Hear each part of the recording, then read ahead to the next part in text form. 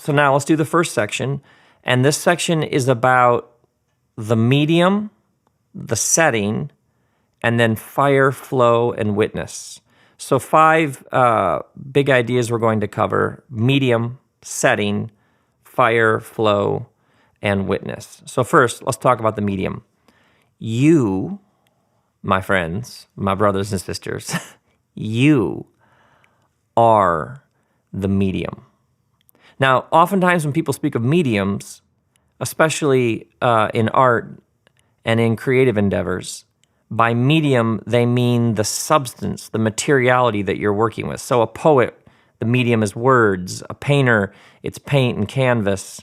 Some work with glass, clay, film. That's the medium. But when you communicate, there's another dimension in which you are the medium. Yes, you're using words, and you're using visuals and your presence, but it's coming through you. At a deeply spiritual level, when you communicate, whatever it is that you're communicating is coming through the totality. Whatever it is that you're communicating comes through the totality of your being. So if you are tense, if you're terrified, if you don't believe you have anything to say, those of us listening to you will be able to pick up on it. If you despise your audience, or you think they're dumb or stupid or unenlightened, they will pick up on it. If you think you are better or smarter or farther along or more progressive, that will be, if it's present in you, then it will be present in the space in which you are communicating in. If you think that you are rubbish and unworthy and have nothing to offer, that will be present in whatever it is that you are communicating, because it's present in you, and you are the medium. You are that which this comes through to reach these people in this place at this time. And if you are doing this for the paycheck, and you don't actually believe what you're saying, or if you haven't experienced what it is you are insisting people can experience, if you aren't smoking what you're selling, whoever is listening to you will be able to pick this up, sometimes at a pre-rational or a supra or a trans-rational level. Sometimes we just know there's something off. Any of you, have you ever heard a communicator and you knew something was off and you didn't know what it was, but you knew it was something? It's like something in your cells picked up on something in their cells. Maybe you're driving home later and you said to a friend, like, I don't know, something about that. You know what I'm talking about? Right. It's because you are the medium as a communicator. And as a medium, you as a human being, you are a wide phenomenon. All of these different things exist simultaneously within you. They're all present at the same time. You have this tremendous power. Perhaps you're also in great pain. You have talent, skill, wounds, fear, joy, euphoria, shame, humiliation. All of this is sitting in us. We are very complex beings. So for many people, they see their body as the boundary of their being. So the body is like the container, and then all of these things, emotion, soul, spirit, personality, memory, whatever it is, exist in the container. But perhaps you ought to flip it around. Your body is something that is happening within the larger phenomenon that we know to be you. How many of you have ever heard somebody communicate something and a day later it's like what they said is still with you? It's like it's following you around. Or how many of you have ever been in a large crowd hearing somebody communicate and you could have sworn they were talking directly to you, like they were reading your thoughts, like they'd been reading your mail? Yeah, in that moment, that person is not just confined to that body up there on the stage with a microphone. They are somehow present in a larger sense. because you are then participating in some sort of wider phenomenon. So it's important for you to understand that when you stand up there with a microphone and you give a talk, it is coming through the totality of your being. Whatever this information, whatever these ideas or stories, whatever it is that you are trying to share with people, it is coming through who you are. And that is going to shape not only what it is flowing from you, but how it is heard and perceived and observed and received by the people who are listening to you. Now, the reason why I say that is because we live in a culture that is obsessed with the silver bullet. So the silver bullet is the illusion that if I could just get this truth, insight, data, story, if I could just get it, then I could just hand it out to other people and everything would be fine. Like, it's almost like if I could just skip my being and my body and the totality of who I am, if I could just take it, and it's almost like someone could hand it to me, I could hold it in my hands, and then I could just carry it over here and I could put it in these people's hands, well, we'd be all set. And obviously there are giant industries of conferences and webinars and curriculum and mentorship and, there are obviously huge industries that are based for many people on just give me the silver bullet. And we live in a world that's been so heavily shaped by the machine. Just give me the thing, I'll turn the crank, I'll push the button, I'll work the levers, I'll adjust the pulleys, and then out will come the thing. Just tell me what I have to do. But what's interesting, if you listen carefully to the people who are teaching these sort of things, how did they come to this knowledge? Oh, that's right. They actually lived it. And they got knocked around. And they got some bruises and scars. What actually happened is they lived with it and they began to embody it. And now they're passing it along to others, but it's because it's coming through the totality of their being. No one gets to skip that. So if you're like, could somebody just please give me some clever stories? The problem is, if you could just go get some clever stories and tell them, they wouldn't be your stories. And they would feel like a song that somebody covers by a classic band that just doesn't have the same depth and subtlety and nuance. It's like they skipped a step. And you can't bypass your humanity. See, for many people, their understandings of communication are based in static understandings of the universe. And understandings of a human being. Just apply the steps. Just give me the 3 things I need to do. But we cannot bypass your humanity, and your humanity is a dynamic process of becoming. There are your doubts and your struggles and your joys and your ambition. Whatever it is that is in there, it will come out in the course of your communicating. Now, this is not about being perfect, polished, or somehow having no stuff you're carrying around. It is about your awareness of what is present in you when you communicate, because you are the medium. Now, one story, and then we'll get to a whole series of questions about this to ask yourself. When I was first studying sermons, I got to study under this legendary preacher, Dr. William Pennell. I mean, Dr. William Pennell, oh man, I mean, this guy marched in the civil rights movement. I mean, he's just this legendary orator. And we had this small group of us, like maybe 10 people.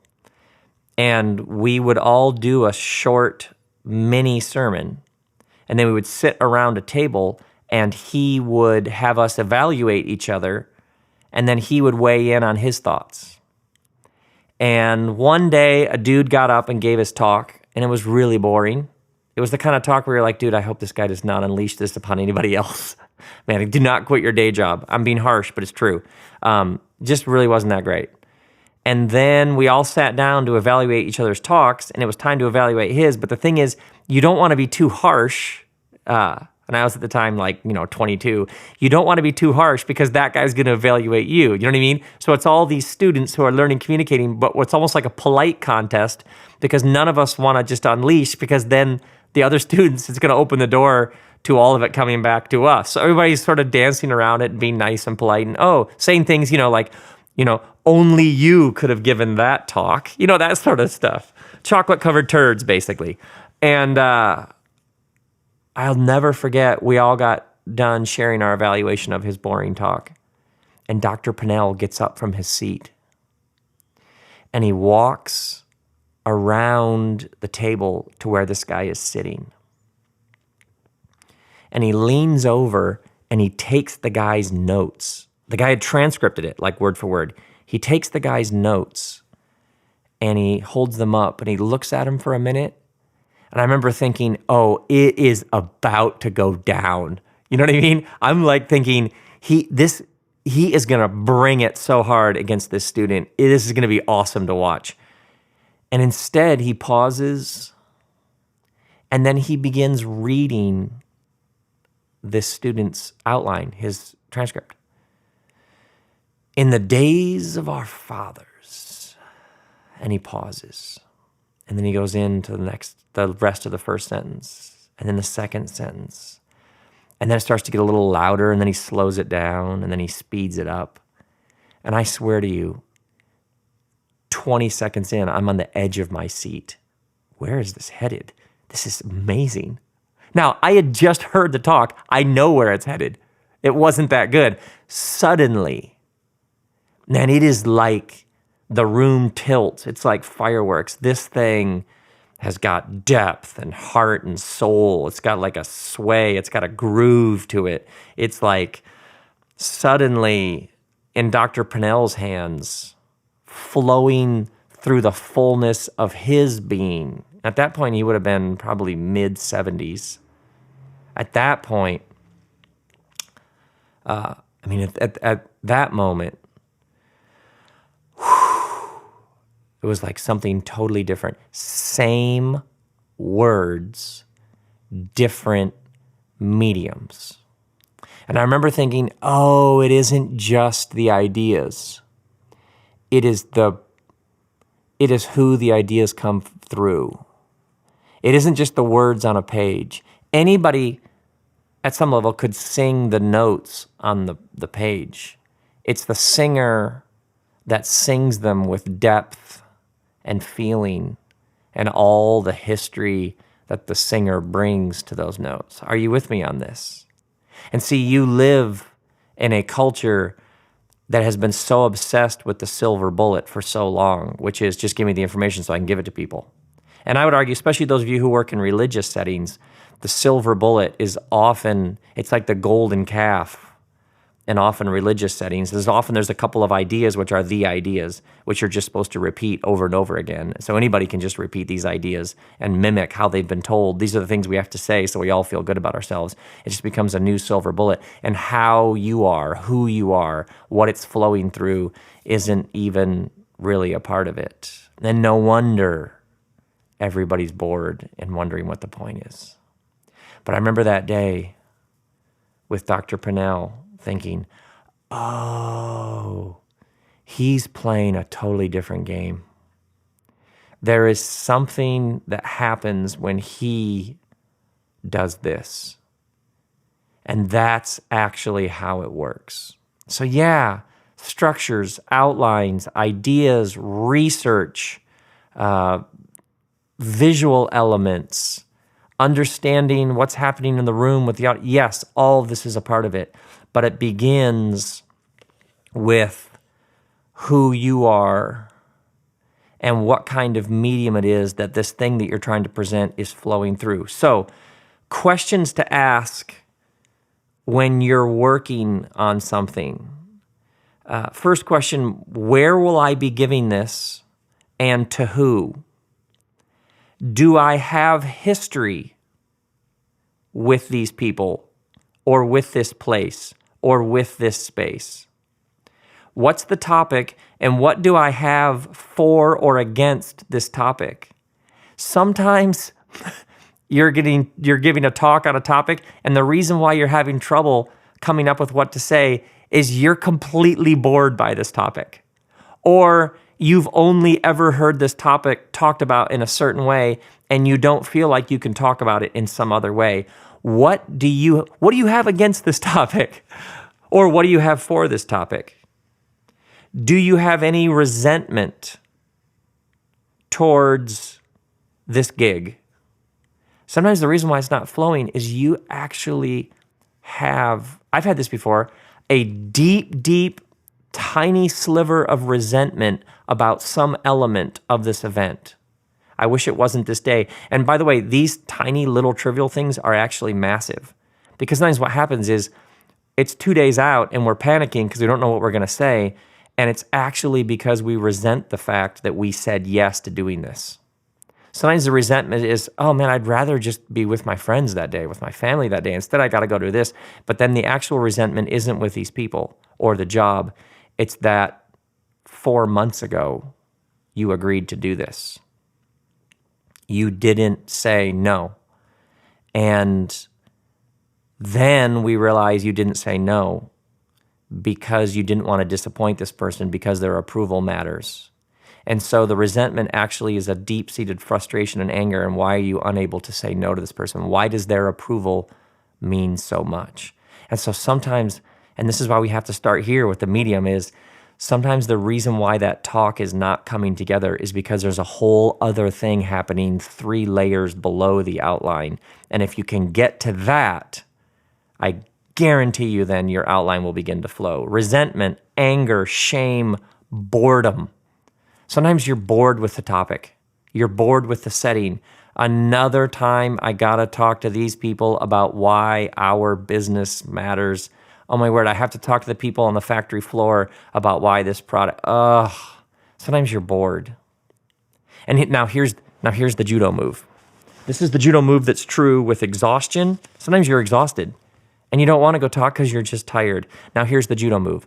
The masters are the ones who take whatever it is present within them that's negative and they judo move that into fuel and inspiration for the talk. So for example, maybe every year as part of whatever it is that you do, you're a part of, there is a talk about X. And you're bored of talking about X because every year you basically end up giving the same talk.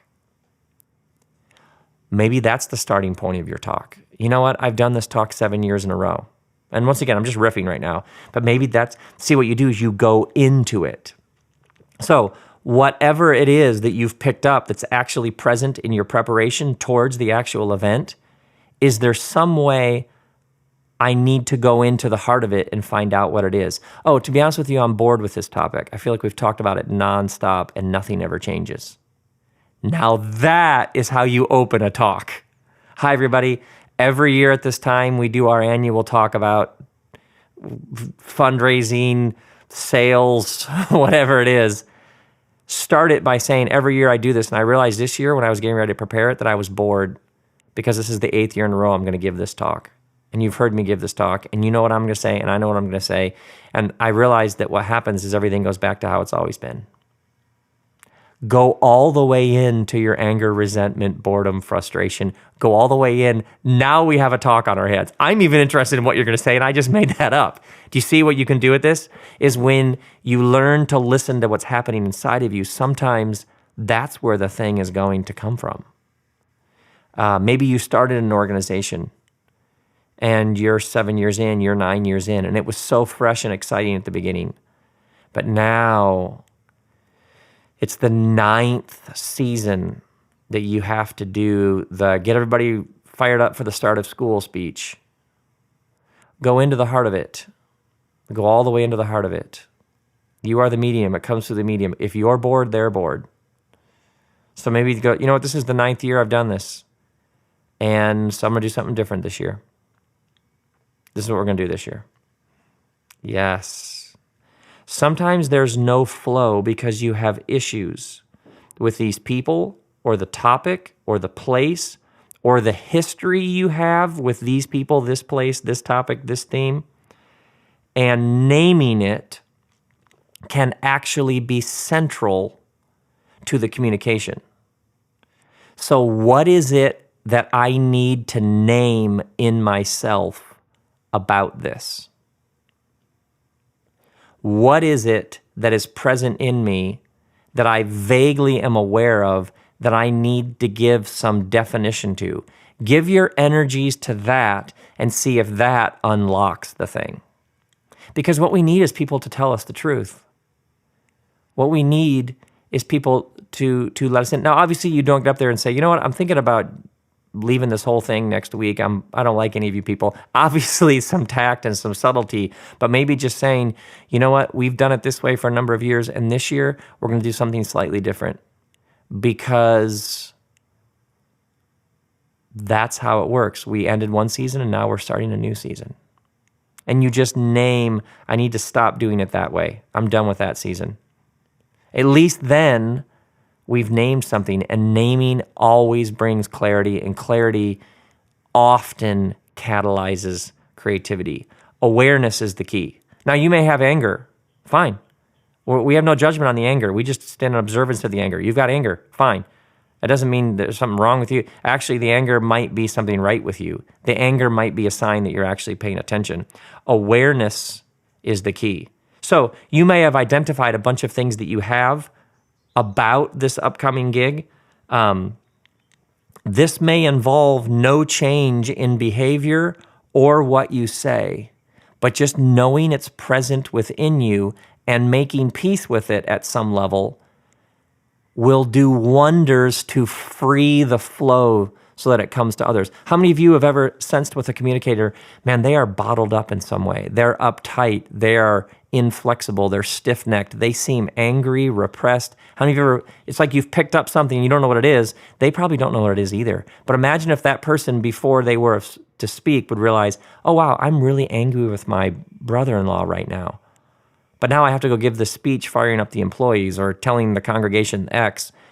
Oh, but I also am carrying around, okay, apparently I have deep resentment towards my brother-in-law right now, but now I have to go out and do this. Okay, then I'm going to go out and do this. Just that can do wonders for freeing up the flow. Otherwise, the stuff with the brother-in-law begins to bleed, and the fight with the spouse on the way in, and the frustration with the kid, and the meeting with the principal early that week, it all just becomes a giant hairball, and it comes gushing forth almost as like subtext to the talk. But just naming it, I'm still frustrated with what my kid said that meant I had to go meet with the principal. Oh, that's in there. Okay. Just acknowledging it does wonders. The monster that you've turned the lights on and can identify will never be as scary as the monster that's on the bed or in the closet in the dark. Just turning on the lights can do wonders. What is the topic? What do I have for or against this topic? Do I have any resentment, anger, shame, boredom, exhaustion about all of this? You are the medium, and everything is flowing through you. And then one more. And I have seen this, I have seen this so many times. Sometimes what happens is somebody communicates to the same group of people over and over again. People in the faith community, people in the business, people in the community, people in your political constituency, and those people you have interacted with over time. You have relationships, you've been to meals with them, you've been through battle with them. And sometimes what happens over time is they have said things to you or done things that have hurt you. But these people also, maybe they're responsible for your paycheck, so you can't unleash on them. So you're carrying around, I call it death by paper cuts. I've had people say things. I remember a woman said to me years ago, I like the pants you wore last week better. I carried that around for a year. I remember somebody saying, have you gained weight? I probably carried that around for 6 months. Anytime I saw that person, They were no longer a human being. They were that question they asked me. Anybody ever had that? Somebody hurt you and they become the thing they said about you, or you heard something that they said about you, or they criticized you. And now for you, that's just who they are. They have become the living embodiment. It's like later you're like, oh, they're a human being too, because the thing that they said or did about you has come to define them. And yet you have to, maybe in a lot of settings, you have to interact with them on a regular basis. And also then there's this inner dialogue. It isn't just what they said. It's your inner dialogue of judgment saying you should be able to blow that off, but you haven't been able to blow it off. So you've got two voices in there. You've got their voice, and then you've got your voice. And here's the thing. One of the most powerful ways to become unlocked is to forgive the people that you are communicating to. Because sometimes what happens is you've been communicating to these people, but then they have hurt you, and sometimes even in trivial, small ways. But if it's a wound, or if it produced a certain feeling, then it's not trivial and small. And what happened over time, and oftentimes this is subconscious, is you think, man, I gave them my best, and that's how they treated me. Why would I keep sticking my neck out, giving them my best? And so gradually you back up, you withdraw, you stop giving your best. And sometimes what happens is 3 years later, you're giving them 72%, and you don't even realize it. And it's because all of this bitterness has taken root. And so you forgive them. Now, some people are toxic and dangerous and nasty, and you just stay away from them. But sometimes what happens is you're carrying around a bunch of feelings towards these people that you're not even, scars, wounds, a little blood that you aren't even aware of. And I am telling you, you forgive them, which is a process. It might take a while. You forgive them, and it will unleash your communication. And so sometimes the question to ask about a particular group of people or a setting is, do I have anything with these people that I need healing, forgiveness, I need to make amends, I need peace and reconciliation within myself, maybe not even them. Maybe you don't say a word to them. Because honestly, if you say like, hey, Cliff, that thing you said about my car 3 years ago, I still hold that against you. That might not be the most, you know what I mean? Like in recovery, we talk about making amends wherever it's possible, unless it would cause more harm. Sometimes it's just soul interior work you do yourself. My wife, Kristen, has said over the years, there's a line she'll say like, you're resisting this. I'll have something that I'm going to go do.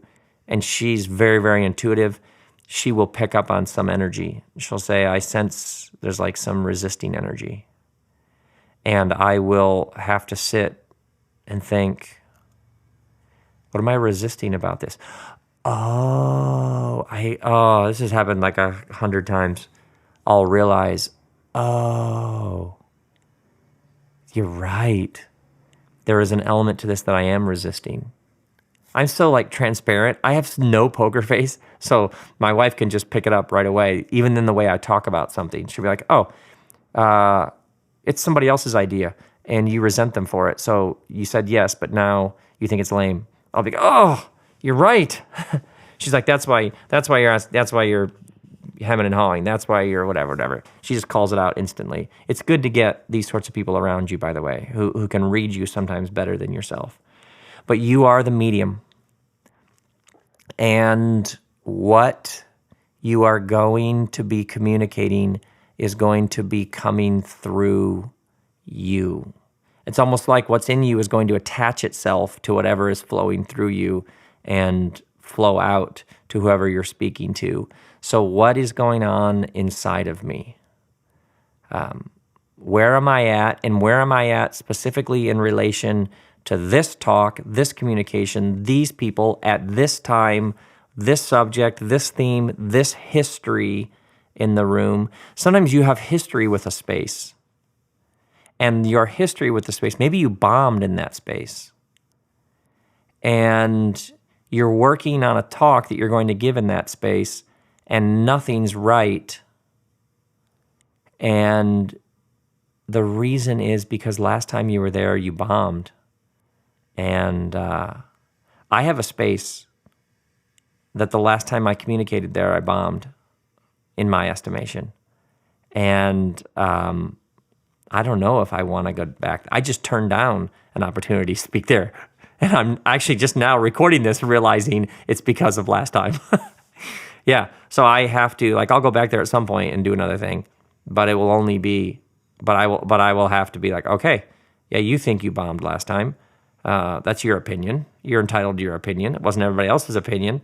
But that will be present in the room when you walk up there. Oh, last time I was up there, I walked off not feeling so sweet. So just remember that will be present, and that will affect how you prepare, and that will affect what you put together, and that will affect the flow of content, ideas, structure, outline, how well the memorization goes, that sort of thing. It's all connected to you because you are the medium. Okay. Now, medium and the idea of you being a medium flows into this next idea, which is setting, because there's always a setting. There's the people you're speaking to. There's the physicality of a room. Does the noise bounce around the room? Does the noise get absorbed? Is this a room that's mainly for music? Is this a room that's mainly for liturgy? Is this a conference room? Is this mainly a sales training room? That's all going to deeply affect the communication. There are dynamics already in play. Some rooms you come in at 0. Some rooms, there are theaters around the world that I've spoken in that I swear the room is so beautiful. The architecture is so perfectly designed for communicating that you like walk out to speak, you're at like a +7. You know what I mean? Like it's just humming. The space is just that, like the laughter bounces off the walls in a way that it's just, you're like helped. There are other rooms that you start at -3. They're just hard rooms. It's the sound, it's the lighting, it's the, if there's a 25-foot hole in front of the stage in Australia, you're starting at like a -22. Or headache-inducing fluorescent lights in a basement lecture hall in Berkeley, you're starting at like a -12 or whatever it is. You know what I mean? Like some settings. Settings are powerful. If you're speaking at something where a number of other people have done something, then you're going to be following something. I have followed jugglers, plate spinners, spitters, people who talk so fast and loud that they spit all over the front row. I have followed very loud bands. I have followed people who can't sing. I have followed greatness. I did a set the other night at the Improv, like comedy club here in LA. Right before I go on, they say, hey, we have a surprise tonight, ladies and gentlemen, from Saturday Night Live, Kevin Nealon. You know Kevin Nealon, Saturday Night Live, gets up and does 10 minutes. One of the better comedians. And then you follow, like, I have followed greatness, I have followed funny, I have followed mean, I have followed deeply psychologically disturbed and working out their issues in public. I have followed massive bands, so volume, like the setting.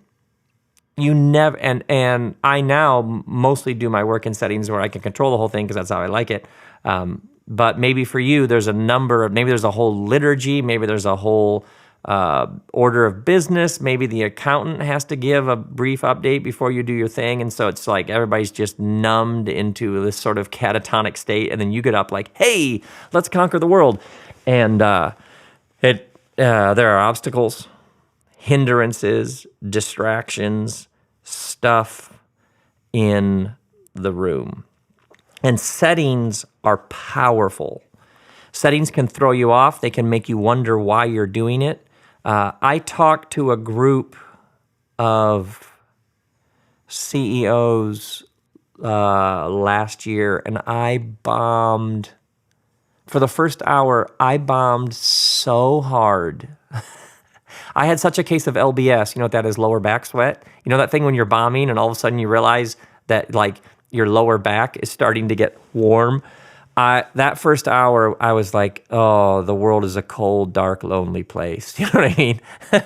It was like this conference room at a corporation, and yeah, settings are really, really powerful. And it's easy to let the setting dictate the gift that you give. It's easy to let the setting determine how you do what you're going to do. I remember I was working years ago with this young communicator, so smart, so passionate, such an interesting human being, but he would get in his head all these expectations when he was putting together a talk about how the audience should be responding. So he would walk in already with this massive construct in his head of how it should go according to him or what he needed from them. And then he would start in and he wouldn't get it.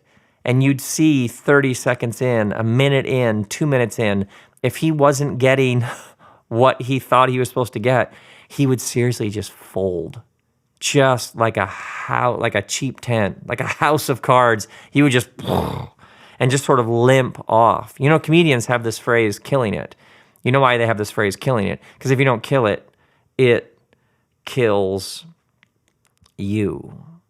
And so I have worked with so many communicators, like, yeah, I have a good outline, I have a good this, I worked out, I got some ideas, I'm passionate, I'm all ready to go, I have something to say, but then, man, those people, they just weren't appreciative, or that was just a dead crowd, or it was just, man, they were a terrible group to speak to.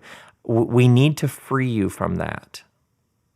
You decide how it's going to go. You decide how it's going to go. You have to shift from letting these people determine the thing that you're going to do. You determine what you're going to do, and then you do it. That's how it works. So you get this sacred opportunity to say these things to these people. You get to do this. That's what this is. So bitterness, resentment, scorecard with the audience, man, they were like, that audience is like a 2.3. You know what I mean? Like rating them. Enough of that. I don't even think of those terms anymore. They're quiet, they're loud, they're responsive. And by the way, you have no idea. You actually have no idea. You can read a room, you can learn to sense what's working. You also have no idea. Some people, when they're really thinking about what you're saying, get very quiet. And you're like, man, that crowd didn't say anything. It may be because they were listening. It may be because they were actually taking what you were saying seriously. You have no idea when you're up there talking what's actually happening. And so for you in the moment to make a whole series of judgments about how it's going, you don't know. You don't know. And you might get nothing in the moment and then run into somebody in an airport 2 years later and they say, hey, I heard you speak at X. And your first thought is, oh my word, X. I bombed so hard at X. And they're like, hey, I just want to stop you and say thank you. It changed my life. Oh, really? Okay. Yeah, so for 2 years, you've been going, oh my word, at Festival X, I just bombed, but that person had a life-changing encounter in response to something that you said. You don't actually know what's happening inside of people when you're doing your thing. So I think back to that communicator who he would just fold because he hadn't getting what. You have to surrender your expectations. So question to ask, what expectations do I have about how this audience is going to respond to this? Have I surrendered? Have I named those expectations? And have I surrendered them? Otherwise, you're going into the communication expecting something in return. So your gift is not being given freely. We're going to talk about the gift freely given in a second, but we should first stay here. if you're going in with the conviction that these people need to give you this thing back, then you aren't free. And then how it goes, you're giving them an inordinate amount of power. You don't need to give them that kind of power. You can go in with, there is this thing that is inside me that I'm going to say. And so I'm going to say it. And it's a sacred, holy, extraordinary gift that I even get to do this work. That's what this is. That's all it is. So I will just do that. Now, for those of you who find yourself getting thrown off, you find yourself, you get up there and suddenly you're overwhelmed with, who am I to do this? Or why in the world would they have me? Of all the people in this room, why am I the one with the microphone? If you find yourself with a brutal inner dialogue that maybe even you're fine in the preparation, or maybe it starts early in the preparation. Oh my goodness, I'm supposed to again say something. There's going to be PhDs there. There are going to be people who have actually suffered. Maybe you are like running through this list in your head of all the people who are going to be there, and why in the world of all those people would they ever take time to actually listen to me? Maybe the dialogue starts way before you ever speak, or maybe it's a dialogue that starts as immediately you get up there on stage and you're like, oh, what am I doing? Or they're going to figure out that I'm a fraud, or there's somebody here who knows something more about this, and afterwards they're going to come up and say, you don't have any idea what you're talking about. So here's why I talked about settings, because I want to give you 3 words to help save you from those moments when the setting wins, when you had such high hopes, but then you just caved. Have you ever felt like a talk was like a bookshelf that fell over on top of you? It looked so good, but then when you got up close, it got dangerous. It's like you had this outline, you had some ideas, you thought this was going to work, and you got into the moment and people didn't respond like you thought, and then this section that you thought was going to be longer ended up being shorter, and all of a sudden the room wins. It kills you instead of you killing it. The room happened to you instead of you happening to the room. So I want to give you 3 words that have so deeply shaped how I think about this to help rescue you from that thing that can happen when the setting gets the best of you. Because we want to do great work. We want to give people our very best. And the 3 things that have most helped me are fire, flow, and witness. So first, fire. You communicate and you do this. You give this talk. You craft this sermon. You shape this paragraph because there's something in you that is demanding expression. There's this great line in the Hebrew scriptures, the prophet Jeremiah, he says, the word is in my heart like a fire. It's like a fire shut up in my bones. And when a good Jewish prophet talks about the word, he's talking about the divine creative energy that makes new things, that sustains the world and animates new futures. So when you're putting together a talk, there's like this divine energy animating it. There's this sense of like, this needs to get done. Like someone needs to say this. So the prophet says, the word is in my heart like a fire. It's like a fire shut up in my bones. I am weary of holding it in. Indeed, I cannot. I love that. I am weary of holding it in. So here is the question. When you are putting together a talk, what is it in me that I couldn't hold in, that would make me weary not to say it? So what is it that if I went to lunch with you, you would be showing me on the back of a napkin? What is it within you that is welling up that is like, I have to say this? Whether they give me a microphone or there's a formal speaking engagement, I will tell people about this whether I actually have a speaking gig or not, whether I have an outline or not. This is like a fire in my bones that I couldn't keep in there if I tried. So sometimes when you're working on outline and you're stuck and it's not coming, you have to stop and you have to say, what is the thing that is in me that I would say whether they're paying me or not, whether it gained me any accolades or respect or not? What is the thing that would that whether or not it advanced my career, whether or not it scored me points with these people or this person, whether or not it impressed this person or that group of people, what is the fire burning in me that I would say if none of that was on the table? That, my friends, will get you moving faster than almost anything. What is the thing that if it doesn't get out, if you don't give it expression, something within you will die? Or is there something where you think people should hear this and you are the medium through which people will hear it? Or another question to ask, if all your bills were paid, what would you do? What would you say? It's not something outside of you that you're trying to pass along. It's something within you that you are letting come out. It's within you, and it's like it's pulling you into it.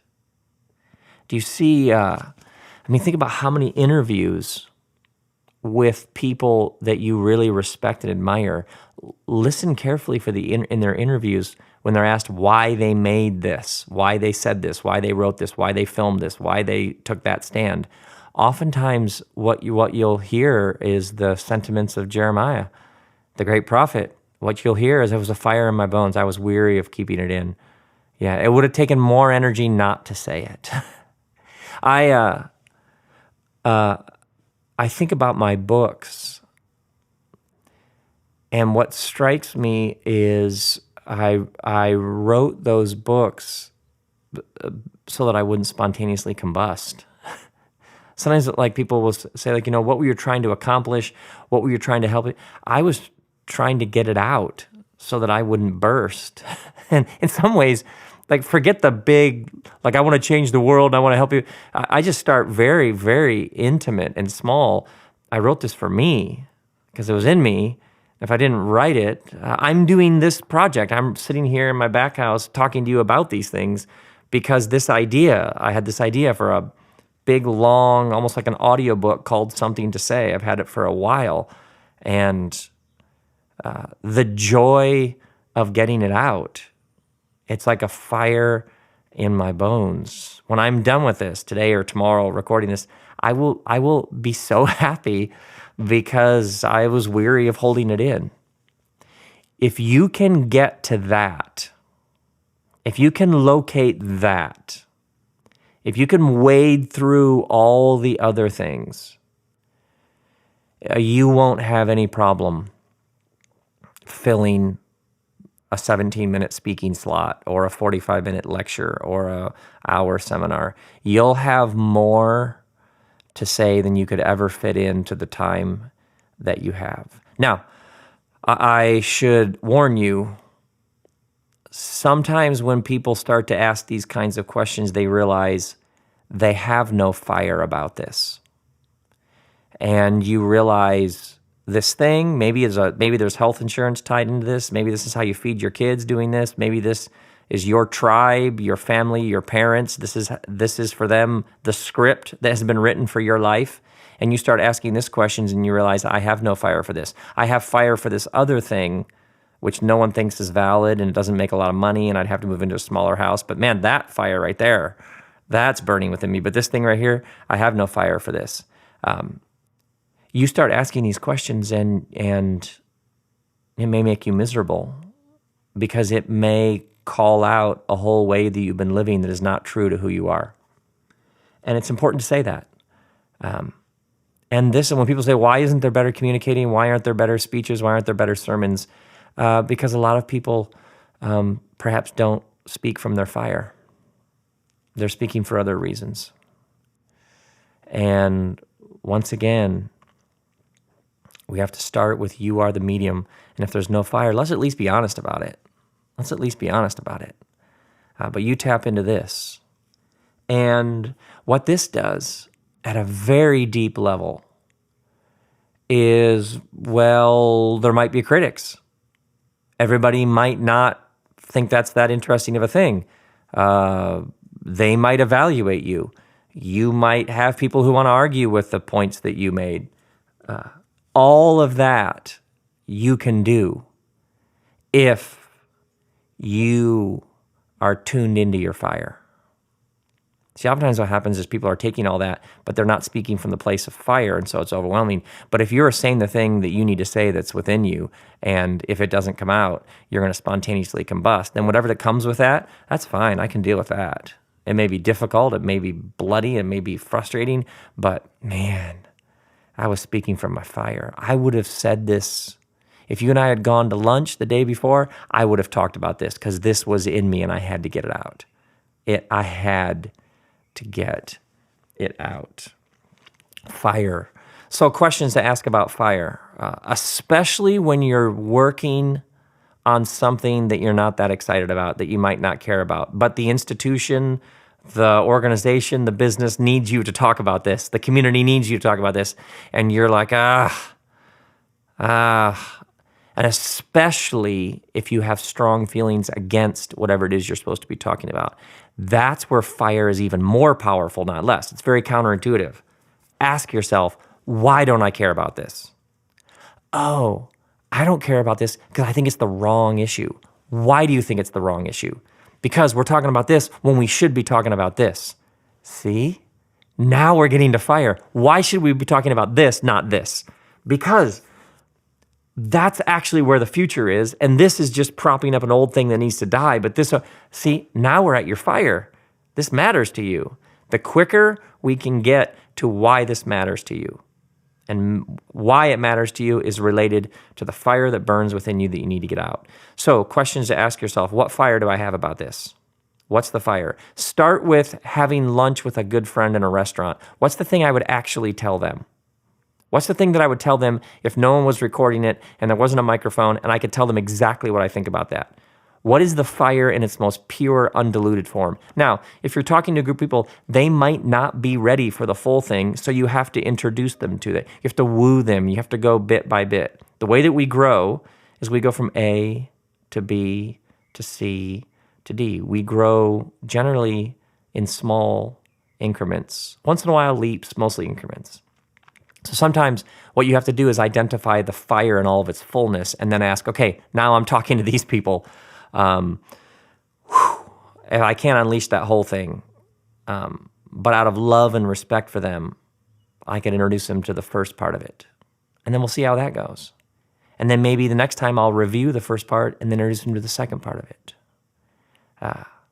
Sometimes what you'll find somebody who's so tapped into their fire, they just like spray their fire all over the room without asking, are people ready for this? You're too far ahead. By the way, my editor often will say, and this, by the way, I don't think this is anywhere in my notes. My editor will often say, what you want is to be a half step ahead.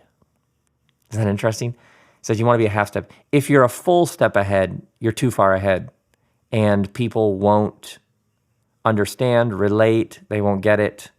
He said, but if you're not at all ahead, then you're not saying anything helpful or new. You're just repeating what everybody's heard. He's like, the trick is to be a half step ahead, because that's fascinating and compelling, and that moves people, but you want to be a half step ahead, not a full step ahead. One of many things we will throw in as we go on. So, fire. What is it about this thing I'm speaking at that burns within me that I have to say? Then, second, from books, from fire to flow. Now, flow is different than fire in that there are these moments when you stumble into something and it lights you up. It grabs you. It moves you. It's like a gift. Sometimes I think with my work, I feel like I'm just digging things up and then showing people what I dug up and showing them why it thrills me and why it moves me and convicts me and does something to me, inspires me, challenges me. And then I'm inviting you to see whatever you need to see in it, because you're going to see all kinds of things I didn't see. Sometimes I feel like I'm just digging around with a shovel, digging things in, go, oh, whoa, look at this. But what it does is it feels like a gift.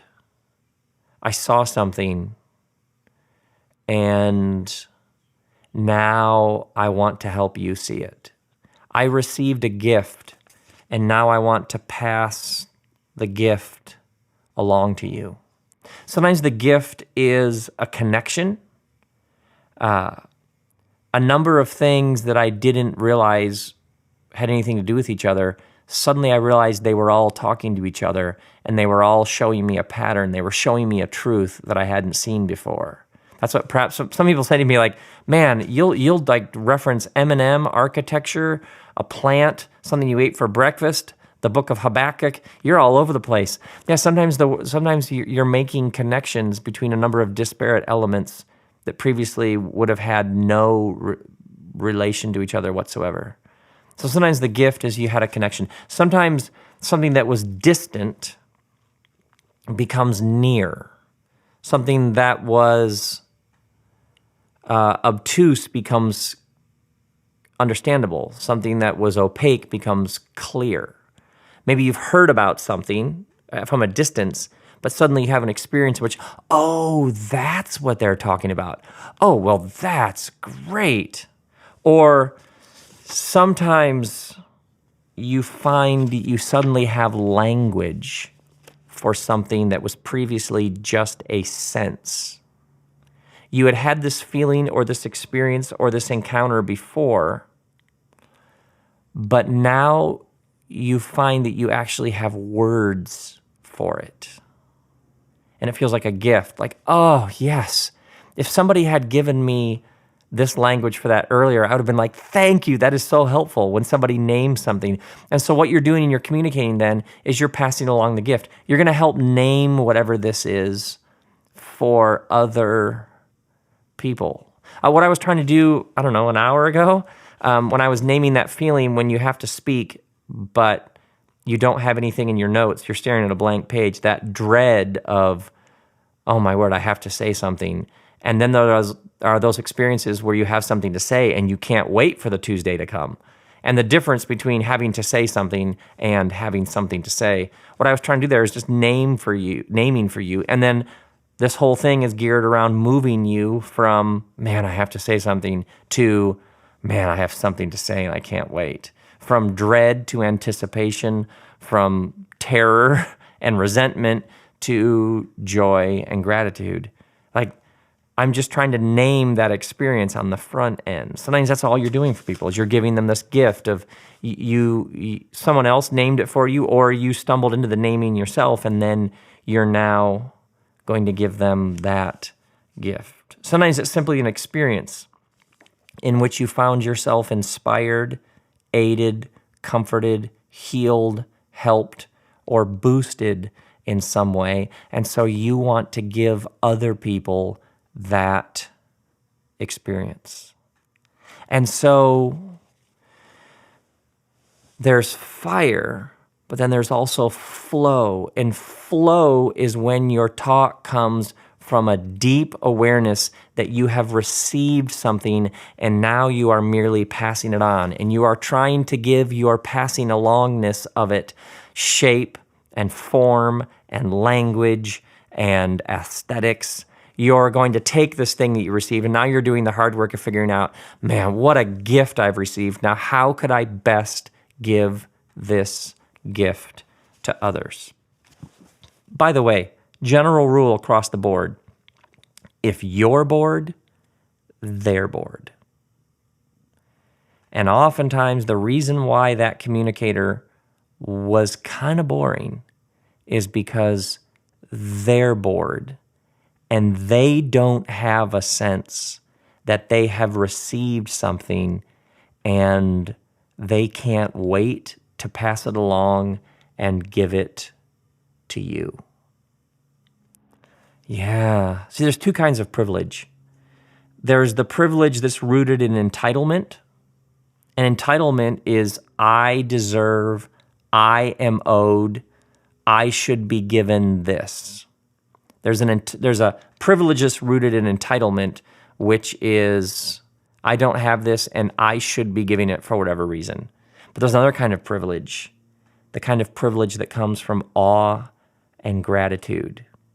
It's the kind of privilege in which you're just responding to what you've been given, because to hold it in would be an injustice, would be a wrong. Yeah. Like, how could I not share this with people? How could I not try and spread this around? And so, especially if you are in a setting that's intimidating, you have all of these people who, for whatever reason, maybe it's their own accomplishments, or it's the town you're in, the city you're in, the setting that you're in, the accomplishments of your predecessor. Yeah, it's easy for the setting to overwhelm you. You start with fire, but then you go to flow. You know what? I don't know about that. Or maybe you're in a setting where people demand that you prove why you should be speaking. They want you to flash your credentials. They want you to justify why you have the microphone, which I would never do, by the way. It's a horrible use of energy. But maybe in those moments, what is most helpful for you is, oh, I just received a gift and I'm trying to give this gift to as many people as I can. I just received and now I'm just passing it along. See what I mean? You just enter into a completely different discussion. You're no longer trying to justify why you're doing this or prove that you're worthy of doing this. You receive something. How could I not pass it along? You're participating in a larger flow. I've been doing this communicating thing about 25 years. I love it. I've built up all these experiences and stories. I love talking about them. I love interacting with some communicator who's stuck on something, and whatever it is they're stuck on, maybe lobbing a few things their direction and having them go, oh, yeah, I could use that. That helps. Okay, we did fire, we did flow, and now witness. And witness, this one idea has gotten me unstuck and freed me from so many things over the years. I can't even put a number on it. So, in order to understand why witness is such an powerful idea and can change so many things, let me take you way back to Torah, to the second book in the Bible, the book of Exodus. The book of Exodus begins with these slaves. These Hebrew slaves are slaves in Egypt, and they're owned by Pharaoh, who is believed to be a god on earth. And Pharaoh's son was believed to be the son of God. So the gods are okay with this relationship, with this setup, with this hierarchy, with this system where some people own other people as slaves. That's the opening to the story. And the Hebrew God is essentially absent from the story. And so what happens is these Hebrew slaves receive word that they're going to be liberated. There's going to be a disruption. Tomorrow is not simply going to be a repeat of today. And a liberator rises up named Moses. And so Moses and Moses' God endlessly have this conversation about what this liberation is going to look like. And at first, Moses wants nothing to do with it, but gradually, sort of begrudgingly, he gets drafted into it. But there's this great line in Exodus chapter 12 where the divine says to Moses, gather together the assembly, or gather together the congregation, gather together the people. And it's the first use of this particular word in Hebrew. The word for congregation or assembly here, in Hebrew, the word for witness is the word aid. We might spell it E-D or A-Y-D, aid. But the word here is the word edah, E-D-A-H. So it isn't just witness, the word means a witnessing community. And so what it says then in the original Hebrew is Moses gathered together the witnessing community so that they can hear how this liberation is going to unfold. Witnesses to their own liberation. So when you are communicating, one of the most powerful questions you can ask yourself when you're putting together a talk is, what am I witnessing to here? What have I seen? What have I heard? What have I felt? What have I experienced? This is the story as it came to me. This is the truth as I walked into it. These are all postures that can radically transform how you give a talk. Because what you're doing when you give a talk, what you're doing when you're communicating, is you are witnessing to what you have experienced. Now, why is this so huge? Because for many people, they think about this, and even the act of communicating is so intimidating, because you think of all the smart people out there who are smarter than you. You think about the people who have more authority. Who am I to be doing this? And especially if you're starting out and you find yourself thinking, who am I to be doing this? And so it's like 80% of your energy is spent actually working on the talk, and 20% of your energy is spent trying to silence the voice that keeps saying, who are you to put together a talk? Anybody know what I'm talking about? I swear to you, my first book is called Velvet Elvis. I wrote it when I was 34. I swear to you, I spent 80% of my energy on that book just dealing with all of my doubts, fears, and insecurities about who was I to write a book. But if I had had this concept, if somebody talked to me about witness, when you communicate, you're witnessing to your own experience. So here's the thing. If you're giving a talk on forgiveness and you have issues with your father and you have not forgiven your father for certain things, but you are a little less bitter than you used to be, you don't have to have all the answers. You don't have to have this perfect path of forgiveness that you've taken. You can speak to what you have learned about being a little less bitter in the long process of forgiving your father. Because here's the thing, you are an authority on that. See, for many people, their ideas of authority are shaped by scholarship and by expertise. And so they're like, well, the authorities are the ones who have lots of head knowledge. They're the ones who have lots of facts, who have the PhDs. They're the ones who have written the books. But you are an authority on what you've tasted, what you've seen, what you've experienced. If you have suffered betrayal or abuse or heartache, then you know what that's like. If you're a mom, then you know what it is to be a mom. If you work in a factory, then you know that. If you've been working a job that you hate, you are an authority on working jobs that you hate. If you've ever felt trapped in life, you can speak to that and you can talk to us about that because you know what that's like. If you have ever been in a toxic relationship, you know that and you can speak to that. What have you tasted that left you wanting more? What has inspired you? What has worked for you? What hasn't worked for you? When did the sun shine through? When was it dark? What gave you hope? Every time you're preparing or working on something and you find yourself thinking, who am I to do this? Ask yourself, what have I experienced that I can speak to? Maybe you're simply speaking to your own frustrations. And here's the thing, when you name your experiences and you're straightforward and honest about them, the number of people who will have had the same sort of experiences, frustrations, betrayal, pain, wounds, and will say, thank you, I realized I'm not alone again. So what I have observed again and again is lots of people don't realize the power of their own life experiences. They haven't done the work of exegeting their own story, pulling it apart, picking it apart, poking it, probing it, learning from it. Why did that thing get under my skin? Why does that set me off? Why am I angry about that? Why does that particular topic get me so heated so fast?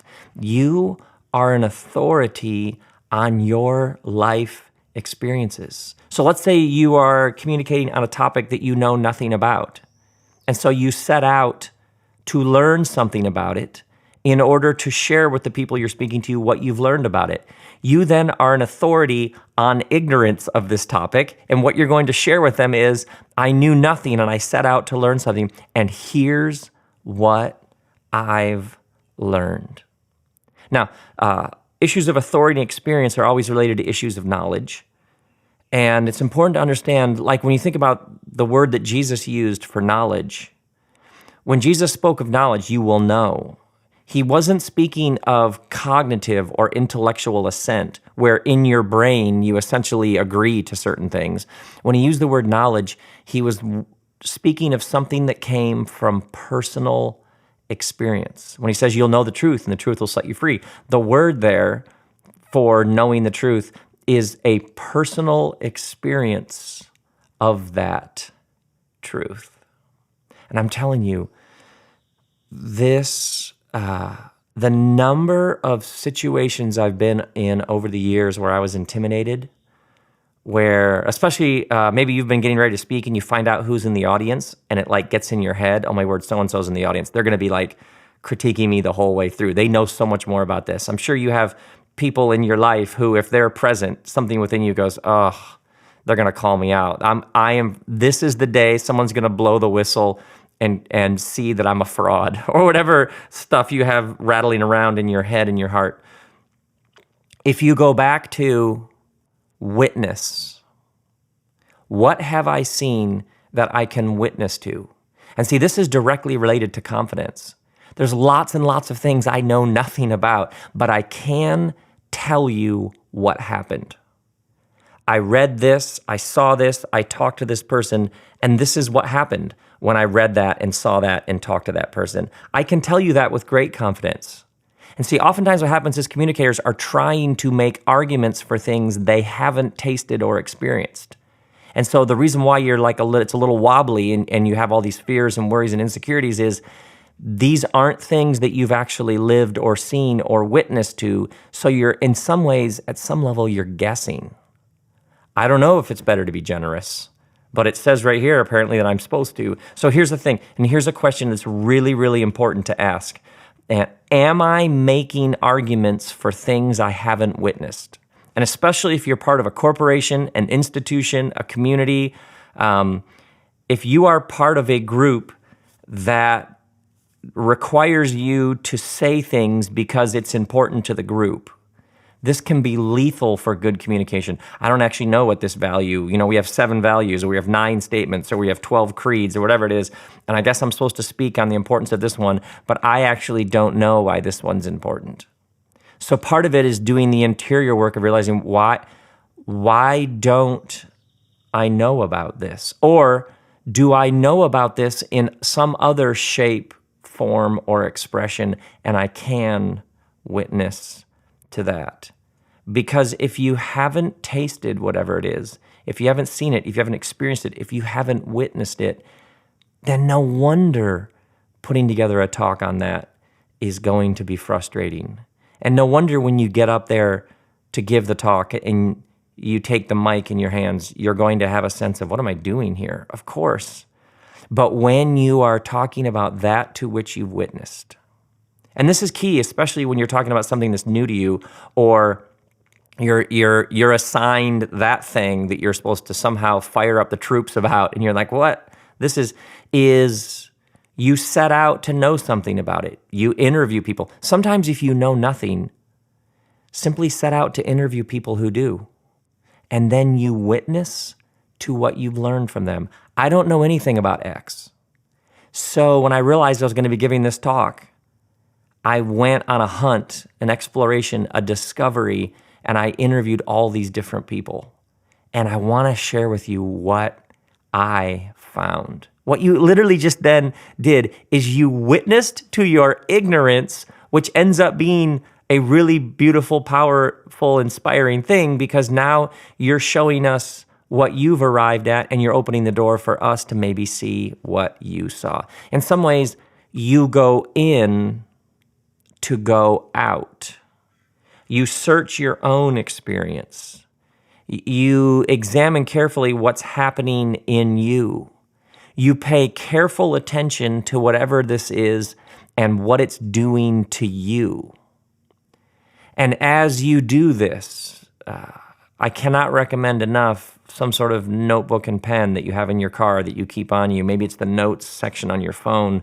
And the more you pay careful attention to your own experience, And the more energy you give to understanding what's happening inside of you and giving it language, what better gift to give people than to name what you've witnessed to as a way of letting people know, hey, you could see this too. You're not alone. This thing that I'm craving, let me just tell you why it matters to me, why I desire it, why I want more of it. The number of people who may come up to you afterwards and say, thank you, I have the same thing. And all you were doing is witnessing to what's present within you. In some ways, when I think back, and I don't know if it's second half of life issues or but this phase of life I'm in, and especially recently, the past few months, when I think about how much of my work has been shaped by these three things: fire, flow, and witness, I realize all of it came from something within me that I had to give some fire that I was weary of holding in that I had to give expression to, some sense of flow, like I had received something, and how could I not pass this along to others? Have you guys seen this? Look at this. And then witness, things I've seen, that all I was doing in many ways was simply witnessing to what I've seen, witnessing to what I had experienced. So some of the more powerful questions you can ask are, what is within me that's demanding expression, that I would talk about whether or not I had to give a talk? Second, flow. What gift fell into my lap? What have I received in relation to whatever it is I'm going to be talking about? That how could I not pass this along? So that's just what I'm doing. I'm just passing along this thing. You want a scholar, or you want an expert, or you want fine, that's somebody else. I'm just passing along this gift. And then witness, what have you seen? You don't have to have forgiven your ex-husband or your ex-wife.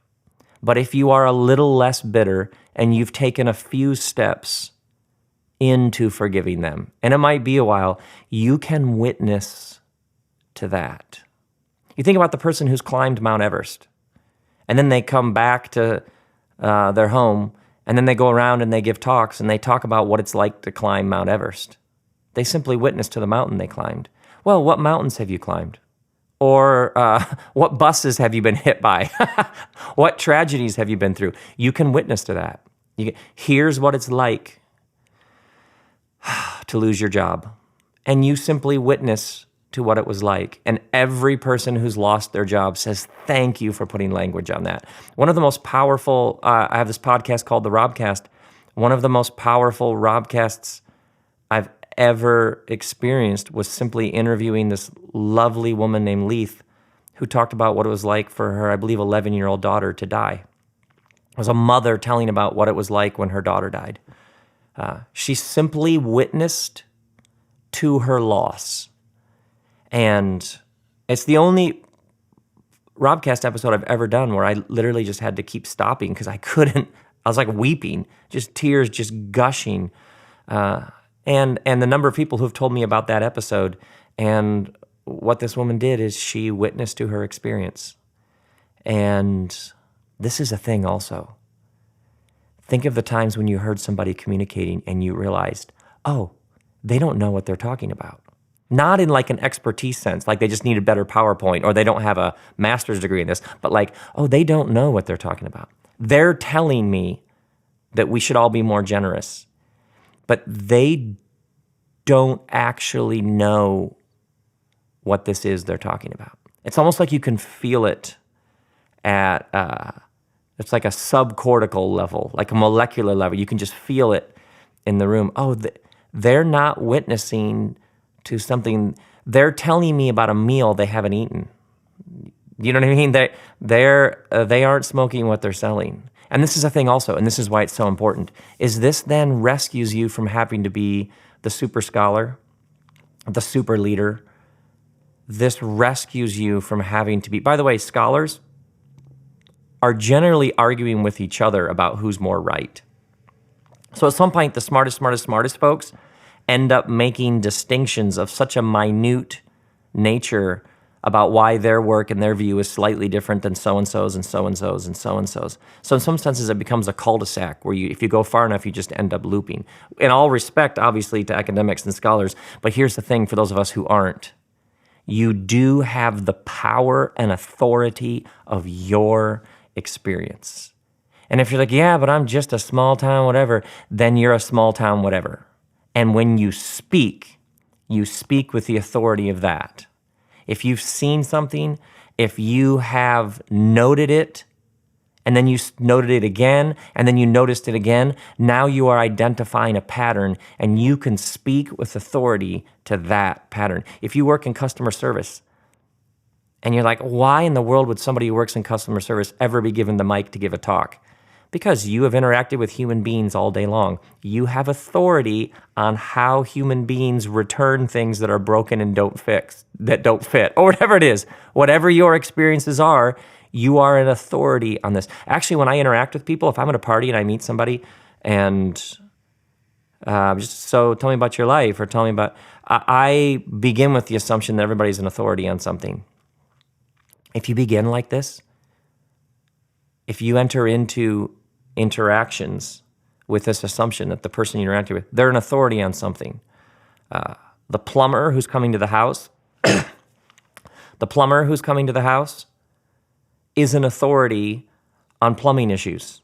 And that might sound like the most boring thing in the world, but you treat them and interact with them like they're an authority on this whole world you know nothing about. Suddenly your interactions become much, much, much more compelling. And if you're the plumber and you're giving a talk, you can talk to us about what you've learned about plumbing. And you are an authority on that and never apologize for that. Now, one more thought about this struggle that so many communicators have about who am I to do this? What am I doing this? And by the way, tonight, the day that I'm recording this section of this project, tonight I'm talking to a group of software developers. I laughed just saying that. What in the world? And I'm speaking with a friend of mine who's sort of the global expert on information architecture. So this event is for software developers who are interested in issues of information architecture. Are you with me yet? Are you fired up? And I'm going to talk. And they asked me to talk about what is good and what does good work look like in the world. Now, there's 1,000 reasons why I can allow my head to be filled with, really? You wrote a book called Velvet Elvis with a trampoline metaphor for theology, and you're going to go talk to software developers and people interested in information architecture. There's all sorts of reasons why I can fill my head with that. Or I can return to, I have seen some things about work. I have experienced some things. I have observed some things.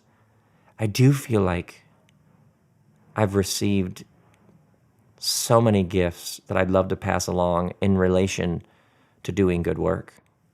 And I can witness to what I have learned on my attempts to do good work in the world. Yeah. So these people will be 1,000 times smarter than me. They'll have all this expertise in the whole world I know nothing about. I literally had to have problems. I had help yesterday using Calendar on my MacBook Air that's sitting in front of me here. Like, I know nothing about tech. And yet I take these fire, flow, and witness, and I think about tonight and the talk I'm going to give, and I run it through fire, flow, and witness, and I'm free. I'm free. I go in there and I witness to what I've seen. I share whatever it is that I've received that I'm like, oh, they definitely should hear this. And now we're free. And now we can give a gift freely given. And this thing that's in me that's burning can be given expression.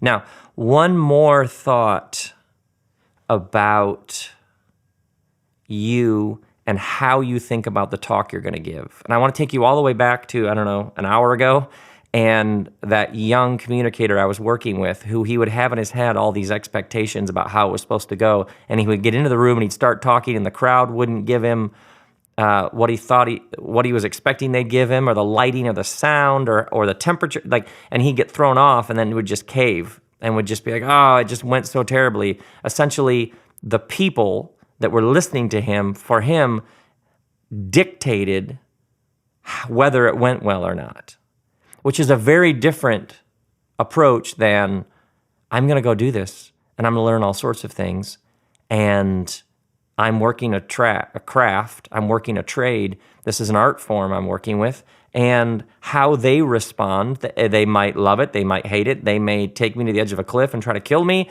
they may be silent, or they may run up afterwards and throw things at my feet and say, please, become our ruler. You know what I mean? Like, you could have all sorts of, that's a really weird example. They may have also varied reactions, and I've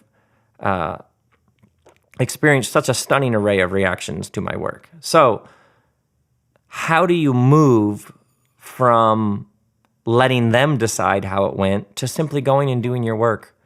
And we'll learn all sorts of things regardless of the outcome. And one of the things that's been most helpful for me on this one is quantum physicists. Like the late 1800s, you had sort of the first breakthroughs in quantum physics and the identification of an atom, and then realizing an atom is made up of smaller parts, and then realizing those smaller parts are made of smaller particles, and then realizing there are actually subatomic particles that bond together to make those particles. And so quantum physics essentially told us, hey, everything is made of these arrangements of energy, that reality is essentially energy in relationship. But when you get into the subatomic world, things get very, very, very weird. And they began to observe that, this is probably about 100 years ago, they would observe that a subatomic particle would leave point A, and would appear at point B without traveling the distance in between. Oh my word, how great is that? And quantum physics, when you read about what they've learned about the subatomic realm, it is just so bizarre. But they also discovered that some particles would leave point A and they would travel every possible route to point B, but only reveal the actual route they took when they were observed. And if you're thinking, huh? Exactly. Huh is the proper reaction to that. That essentially subatomic particles existed in clouds of possibilities. There's all sorts of ways that this particle may travel from point A to point B. There's a whole cloud of possibilities. And that your observance of the particle shaped and affected which route it actually took. Now you realize the implications of this. See, for many people, the universe is a spectator sport. The universe is going to unfold. Things are going to happen around you in however they're going to unfold. And then you are a passive, detached observer of what's unfolding in front of you. But what quantum physicists began to say is, actually, the universe is a participatory phenomenon. That the very act of observing affects what is unfolding in front of you, that you are not a passive bystander, but your very presence is affecting what it is that is actually unfolding. The whole thing is a happening, including you. Raise your glasses. So good. The observance affects the outcome. So, the really interesting thing that you can do on the front end of any form of communication is to decide. I am not a passive observer of this. I am not just going to see whether or not this talk goes well. I am going to work on this because it's in me and I need to make it. It's a gift I have to give back. It's something I've witnessed to, that how could I not share what I've seen with people? You decide up front it's going to go well. You decide that you are going to be true and faithful to the task at hand, that you are going to continue to work your trade. You're going to continue to master this art form. You're going to take the next step in this long path of communicating.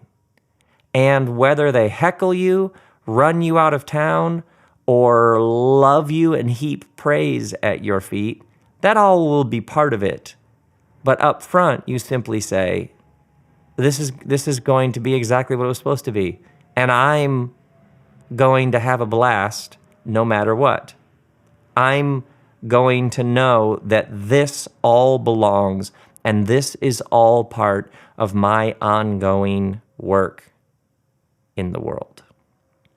You decide now that it's going to go great, and if it doesn't go great, that's all part of its greatness.